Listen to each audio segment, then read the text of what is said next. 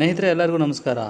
ಈ ಒಂದು ಬಿಡದಿ ಉಪನಗರ ಯೋಜನೆ ಈ ಒಂದು ಗ್ರೇಟರ್ ಬೆಂಗಳೂರು ಅಭಿವೃದ್ಧಿ ಪ್ರಾಧಿಕಾರದ ಒಂದು ಕೂಸು ಅಂತ ಹೇಳ್ಬೋದು. ಯಾಕೆ ಅಂದರೆ ನೋಡಿ, ಈ ಒಂದು ಭೂಸ್ವಾಧೀನ ಪ್ರಕ್ರಿಯೆಗೆ ಮುಂದಾಗಿರ್ತಾರೆ ಈ ಒಂದು ಅಭಿವೃದ್ಧಿ ಪ್ರಾಧಿಕಾರದವರು.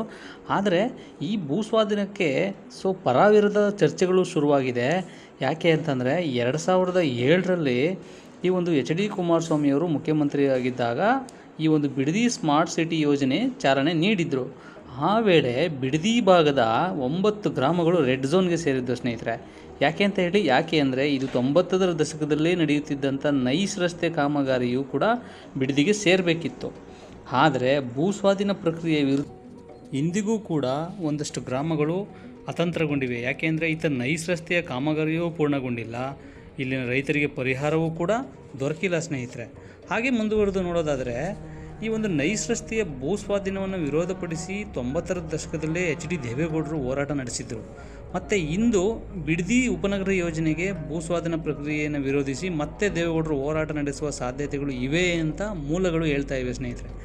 ಕೆಲ ದಿನಗಳ ಹಿಂದೆ ನೋಡಿ, ಹೊಸೂರು ಗ್ರಾಮದಲ್ಲಿ ಸಭೆ ನಡೆಸಿದಂಥ ಮಾಜಿ ಶಾಸಕ ಹಾಗೂ JDS ಜಿಲ್ಲಾಧ್ಯಕ್ಷ ಎ ಮಂಜುನಾಥ್ರವರು ಅಲ್ಲಿ ಭಾಗಿಯಾಗಿ ಹೇಳ್ತಾರೆ, ನಮ್ಮ ರಕ್ತ ಕೊಟ್ಟರೂ ಜಮೀನನ್ನು ಬಿಡುವುದಿಲ್ಲ ಅಂತ ಈ ಒಂದು ಹೇಳಿಕೆಯನ್ನು ಕೊಟ್ಟು ಈ ಸಂಬಂಧ ಬೈರಮಂಗಲ ಗ್ರಾಮದಲ್ಲಿ ಏನಾಗಿದೆ, ಸಭೆಯನ್ನು ನಡೆಸಿ ಮುಂದೆ ಪ್ರತಿಭಟನೆ ನಡೆಸಲಾಗುವುದು ಅಂತಕೊಂಡ ಹೇಳಿಕೆಯನ್ನು ಕೊಟ್ಟಿದ್ದಾರೆ. ಈ ಒಂದು ಬೈರಮಂಗಲ ಗ್ರಾಮದಲ್ಲಿ ಮುಂದೆ ಸಭೆ ಸೇರಿ ಮಾಜಿ ಪ್ರಧಾನಿ HD ದೇವೇಗೌಡರನ್ನು ಆಹ್ವಾನಿಸಿದ್ದಾಗಿ ಅವರು ಘೋಷಣೆಯನ್ನು ಕೂಡ ಮಾಡಿದ್ದಾರೆ.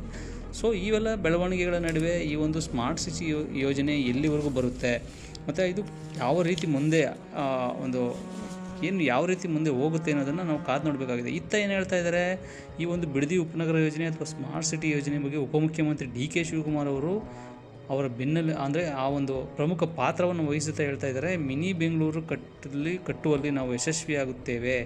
2007ರಲ್ಲಿ ಕುಮಾರಸ್ವಾಮಿಯವರು ಈ ಯೋಜನೆಯನ್ನು ಕಡೆಗಣಿಸಿದರು, ಆದರೆ ನಾವು ಅದನ್ನು ಕೈಗೆತ್ತಿಕೊಂಡು ಪೂರ್ಣಗೊಳಿಸ್ತೀವಿ ಅಂತ ಹೇಳಿದ್ದಾರೆ. ನೋಡೋಣ ಸ್ನೇಹಿತರೆ, ಮುಂದೆ ಯಾವ ರೀತಿ ಈ ಒಂದು ಬಿಡದಿಯ ಉಪನಗರ ಯೋಜನೆ ಎಲ್ಲಿವರೆಗೂ ಹೋಗುತ್ತೆ ಮತ್ತು ಈ ಒಂದು ಸರ್ಕಾರ ಮತ್ತು ರೈತರ ಒಂದು ಪರ ವಿರೋಧ ಚರ್ಚೆಗಳು ಎಲ್ಲಿವರೆಗೂ ನಡೀತವೆ ಅನ್ನೋದನ್ನು ಕಾದು ನೋಡಬೇಕಾಗಿದೆ. ಮುಂದಿನ ಅಪ್ಡೇಟ್ಗಳನ್ನ ನಾನು ನಿಮಗೆ ನೀಡ್ತಾ ಹೋಗ್ತೀನಿ ಸ್ನೇಹಿತರೆ. ನನ್ನ ಈ ಒಂದು ವಿಡಿಯೋವನ್ನು ಯಾರೆಲ್ಲ ಫಸ್ಟ್ ಟೈಮ್ ನೋಡ್ತಾ ಇದ್ದೀರಾ ದಯವಿಟ್ಟು ಸಬ್ಸ್ಕ್ರೈಬ್ ಮಾಡಿ. ಹಾಗೆ ಸ್ನೇಹಿತರೆ, ಮುಂದೆ ಈ ಒಂದು ಏರ್ಪೋರ್ಟ್ ಅಂತ ಇಂಡಿಯಾದವರು ಬರ್ತಾ ಇದ್ದಾರೆ 8ನೇ ತಾರೀಕು. ಅದ್ರ ಬಗ್ಗೆ ವಿಡಿಯೋವನ್ನು ನಾನು ಮಾಡ್ತಾ ಇದ್ದೀನಿ.